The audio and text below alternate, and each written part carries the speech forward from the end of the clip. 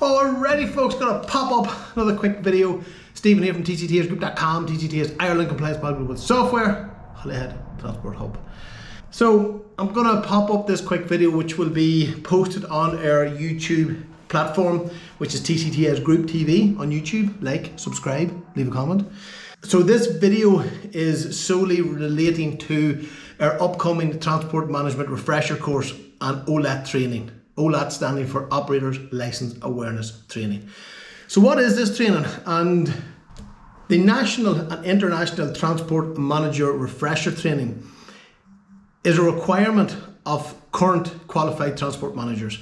Now again, you can hold your qualification for a period of time and have never acted as a transport manager, or maybe you've acted as a transport manager on a small fleet or a large fleet of one particular vehicle type or operational type, and now you're moving into a different role. So it's a very, very important bit of training. It's all CPD, guys. It's all continuous professional development. Now, why are we so popular for it? Why are we such a following within the Transport Management Refresher and OLAT training? Well, first of all, what we put into the course, it's all about what we do every single day of the week. We deal with operator's license. We deal with the application process. We deal with the refusals. We deal with the variations on the licenses. We deal with public inquiries, in-chambers hearings, accident investigation, fatal accident investigation, coroner court expert witness, representation at public inquiries. We work on behalf of authorities. We still work as expert consultants for authorities and enforcement agencies.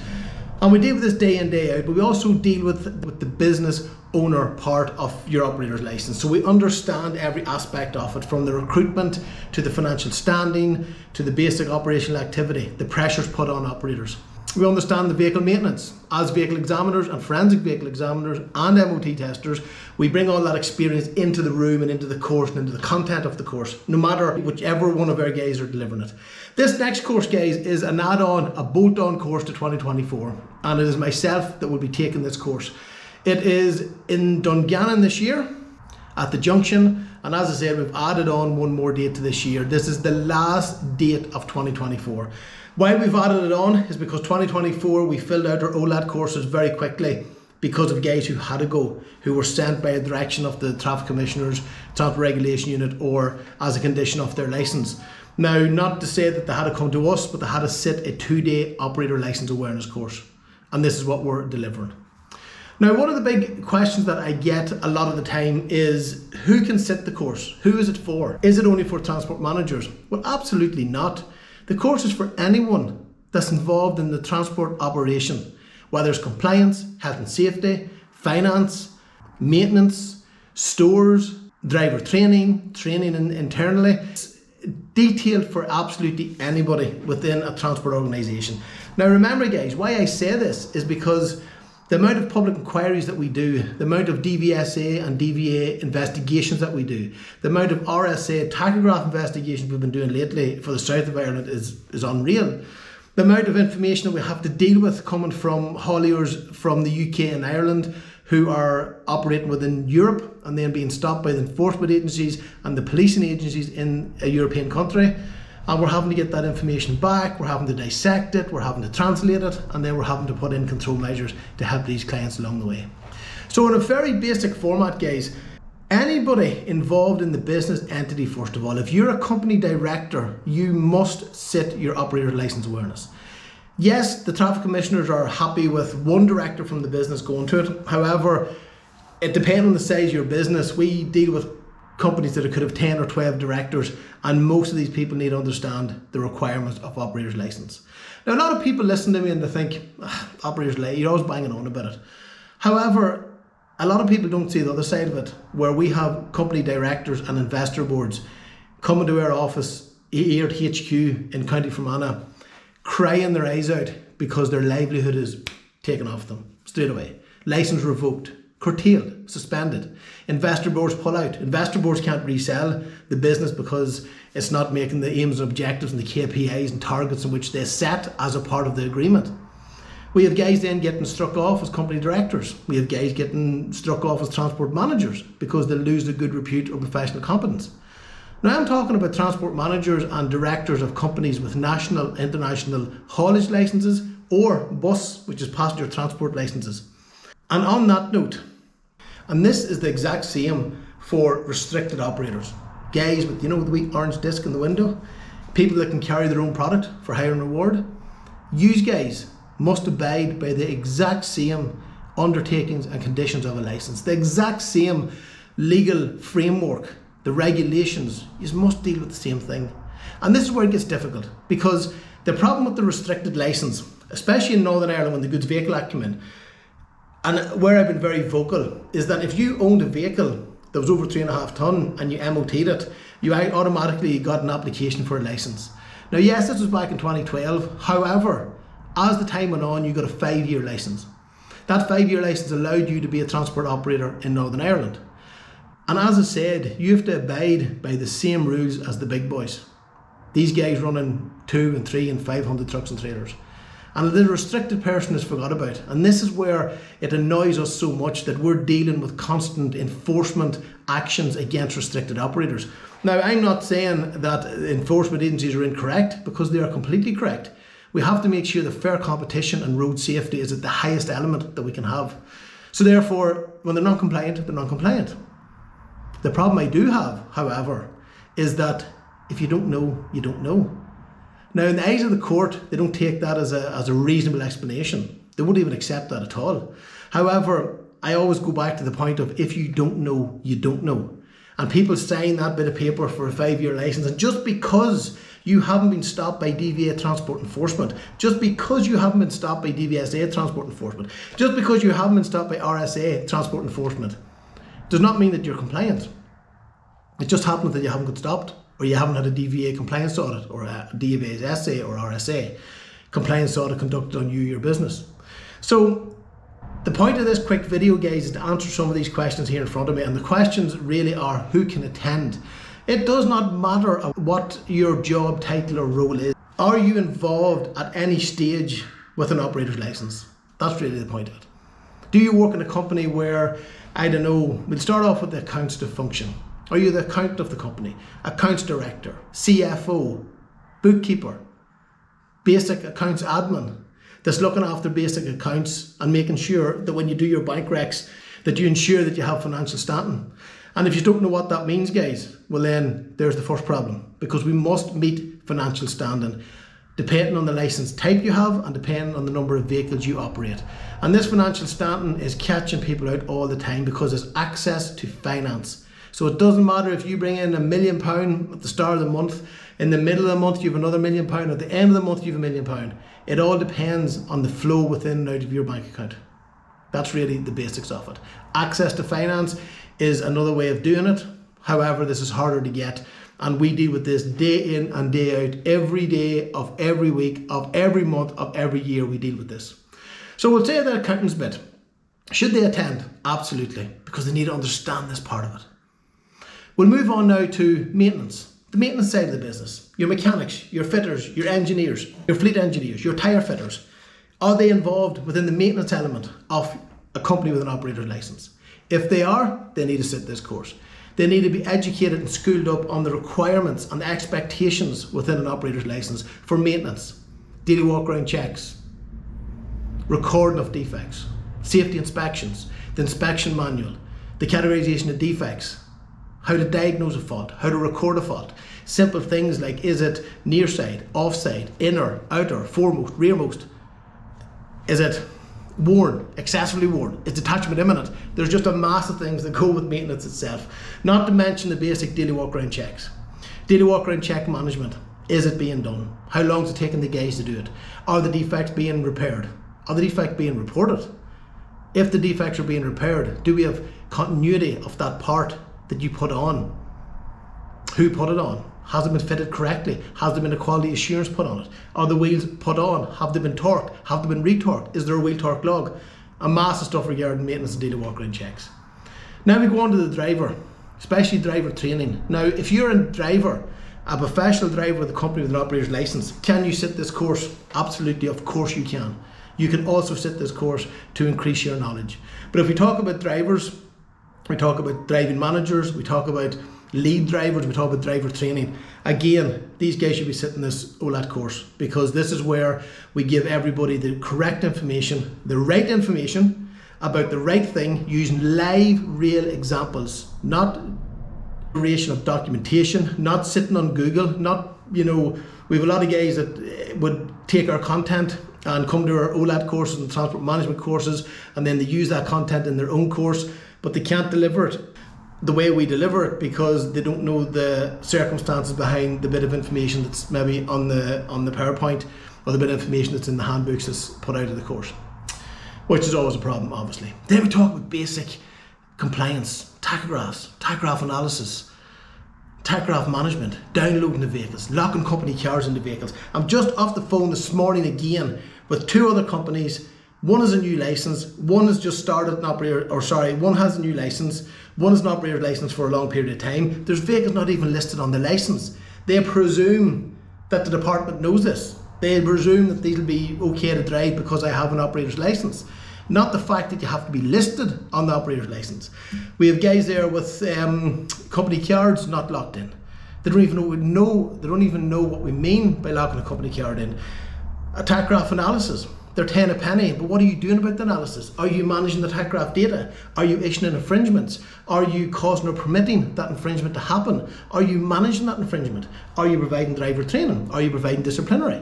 Are you making sure that you are not allowing that driver to start on a Monday morning after having insufficient weekend break? What happens when the driver's off on holidays? Are we starting to use it now? Are we recording positioning journeys? Are we understanding the 12-day rule for bus and coach on European travel? Are we understanding now that any vehicle between 2.5 tonne and 3.5 tonne require an operator's licence if they're driving for hire and reward in an EU member state?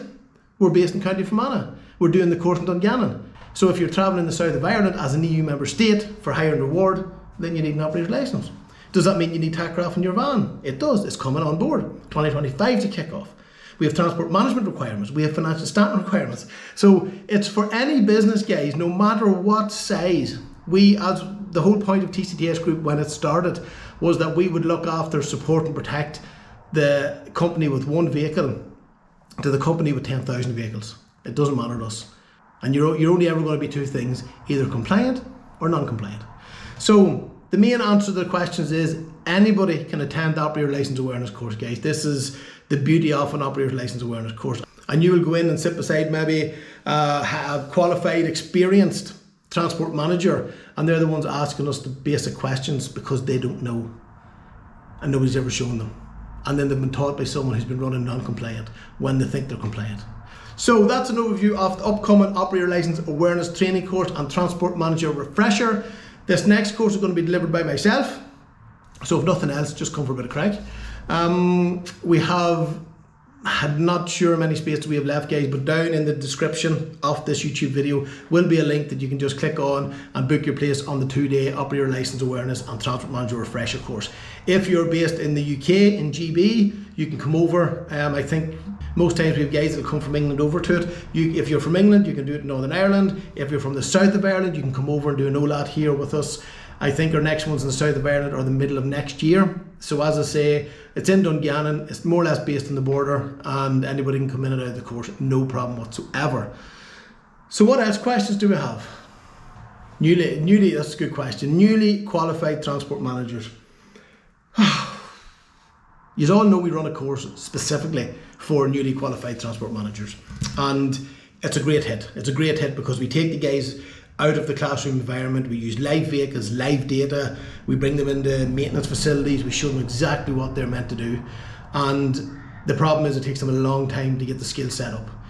The other issue that we have then is experienced people that's only becoming newly qualified transport managers. And I only done one last week in England.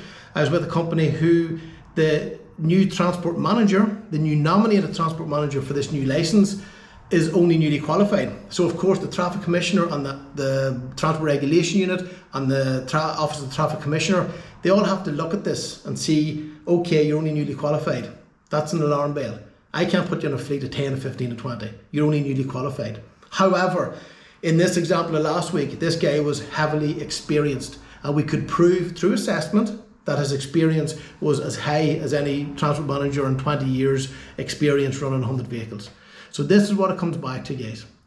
So newly qualified transport managers, this is a fantastic course for you. Remember, guys, we have people come to these courses of ours and they get a wee bit afraid that their knowledge mightn't be where it should be, or they don't understand when we're talking about locking in company cars, and we're talking about DWC, and we're talking about WTD, and we use all these abbreviations. We don't do that in an OLAT course. We bring it down dummy proof. We start at the very, very bottom and we work up through the course. It's very practical in regards of the examples that we use. In this OLAT course, we may have a dummy public inquiry, well, like we usually do. And that's interesting because it brings all the experience of enforcement and regulators together, and we just show people what you're meant to do, how you're meant to do it, how to present yourself in the event of enforcement compliance audit, how to present yourself in front of a court, how to present yourself in front of a traffic commissioner or the transport regulation unit. And remember, guys, this is all for the greater good of you and your business, because the bottom line is your operator's license is only on lend to you. A bit like your driver's license, it's only on loan to you for a 5-year period.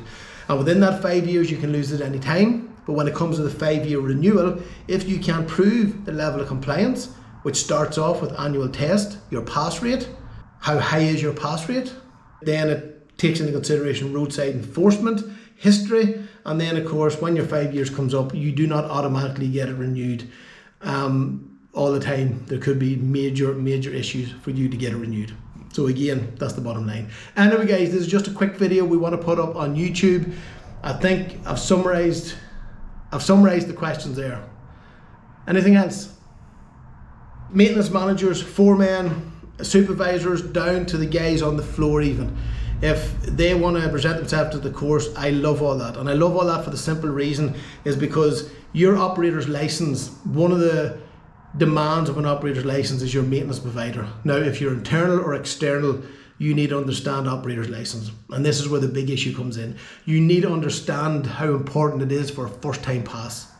You need to understand how important it is to make sure the vehicles do not have any defects when it enters the public highway. You need to understand the record retention. You need to understand, as I said earlier, the IAM reference numbers, the inspection manual numbers, the tester's manuals numbers, the categorization of defects. You need to understand the investigative process after an accident or an incident and how we report it.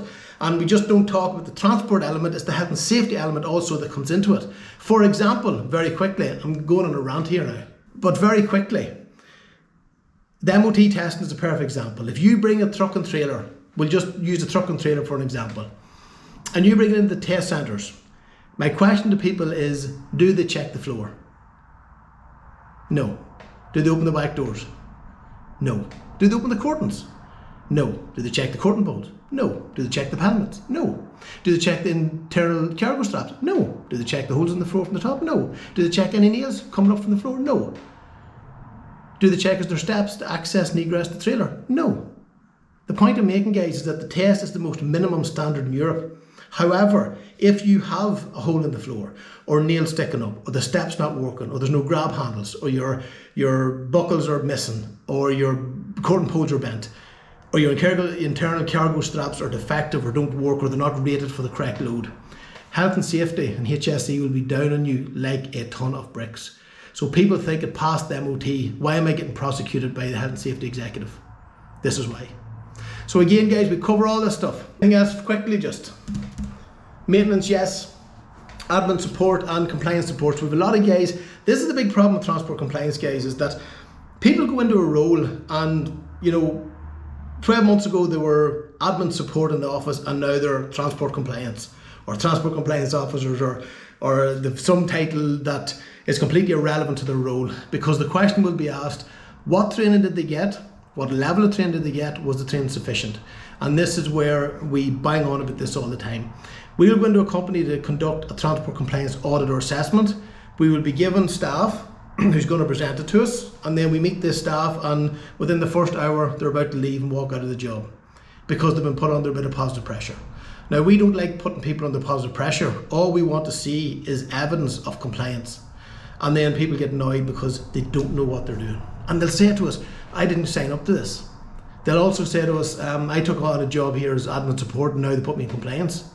And they're maybe over tachographs. Maybe they're over the downloading the tachographs, going out to the vehicle and manually downloading, trying to find a fault with remote downloading. all these issues come up then straight away. So the point is they're not trained, and they will admit they're not trained. And this is the big problem.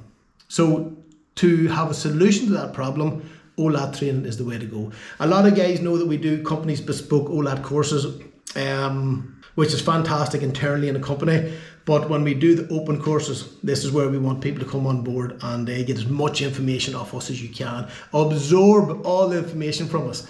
All information of our public inquiries and our court appearances and our expert witness and our fatal accidents and our forensic vehicle examination and our forensic testing and all the stuff that we do day in and day out. And the only thing is, people then will go to an association or a federation transfer management course, and then they'll come to us and say, oh my God, why is there such a big difference? Well, the big difference only is we do this day in, day out. We're not going to here and start off with the basics and try and sell you a product. We educate people exactly what they need to do, when to do it, how to do it, and then put in solutions. I think that's really the summary. So anyway, guys, that is the point of this quick video. Like, subscribe, leave a comment. Don't leave a comment, just do something. And as I say, if you want to book on, we have a couple of spaces left. Yes, put up on social media last night on Instagram, TikTok and LinkedIn, and those places taken. So I'm not sure how many's left when this video goes out. But jump on, hit the link. If you don't get onto this course, we will try and take your details for the next course. But this is the last course of 2024. So click the link, book on, come for the crack if nothing else. Remember, if I don't see you there, no doubt I'll see you somewhere else along the line. Bit dodgy. That is all.